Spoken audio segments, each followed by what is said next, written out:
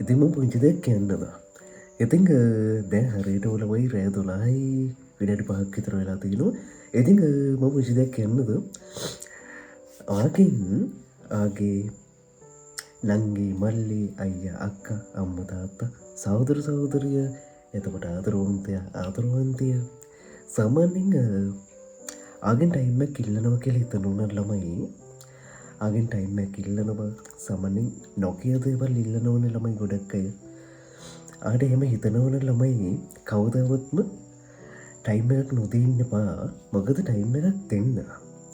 මොකද මම එහෙම කියන්නේ සාමාන්‍යයෙන් කෙනෙක් එහෙම ඉල්ලන ළමයි එයාට හිතට මොකක් හරි ප්‍රශ්නයක් අවුලක් මොන හරි දෙයක් ජීවිතේට එකතු වුණාමනේ. එතකොට ගොඩක් පස්සේ එන්න තියෙන දේවල් ගොඩක් අඩු වෙන්න පුළුවන් ඔය ඇහුම්කන් දෙන එක කියන එක මාත ළමයි. ඇහුම්කන් දෙනවා කියන ළමයි කෙනෙක්ට තමන්ගේ සමීපම කෙනෙක්ට ළමයි යෝග දෙයක් කෙනෙක් ප්‍රශ්නයක් වුණාම සහ මොන හරි දෙයක් වුණාම කියන්නේ. ඒ නිසා අර පුළුවන් දෙයක් කරන්න. මොකද ටයිම් එක ඉල්ලන වෙලාවට දෙන්න පුළුවන් නම් අනිවාර්යයෙන්ම ටයිම් එක දෙන්න. මොකද පස්සෙන අපි කියන මානසික ආතතිය වගේ දේවල් ගොඩක් ලෙඩ රෝග තියෙනවා ළමයි.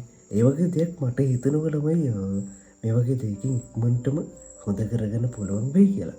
ඉතින් සාමාන්‍යයෙන් මම කියමු කාරණේත් එක්ක ඔයාලා එකඟ නොවෙන්නත් පුළුවන්. මොකද ගොඩක් අය හිතන විදිය වෙනස්. කෙනාගෙන් කෙනාට හිතන විදිය වෙනස් නේ ළමයි.